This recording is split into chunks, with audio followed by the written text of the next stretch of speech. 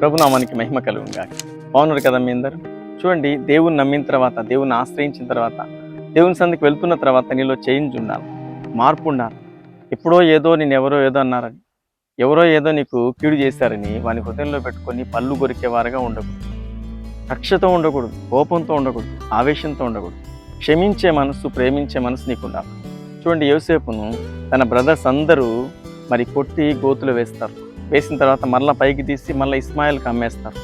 అమ్మేసిన తర్వాత ఇక వాడి పని అయిపోయింది అనుకుంటారు.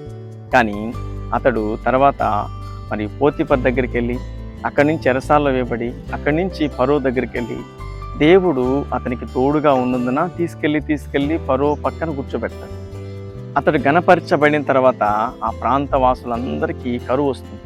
కరువు వచ్చిన తర్వాత బ్రదర్స్ అందరు ఎక్కడికి వెళ్తారు?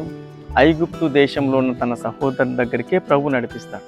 నడిపించి అందరూ తన సహోదరుని ఎదుట సాష్టాంగ నమస్కారం చేస్తారు. అప్పుడు యోసేపు చూసి వాళ్ళని ఏమనాలా? అప్పుడు నన్ను కొట్టారు కదా, అప్పుడు నన్ను తిట్టారు కదా, అప్పుడు నన్ను ఇస్మాయిల్కి అమ్మేశారు కదా అని పగ పెట్టుకోలేదు, కోపగించుకోలేదు. అసలు వారి మీద అసూయే యోసేపుకు లేనిలేదు. చూసిన అన్నలందరినీ చూసిన యోసేపు ఏమంటా అంటే ప్రేమగా మరి ఆప్యాయంగా పలకరించకపోయినా మనసులో మాత్రం ద్వేషమే లేదు. ఎంత బాగా ప్రేమిస్తాడంటే వారికి కావలసినవన్నీ ఇచ్చింటికి పంపిస్తాడు.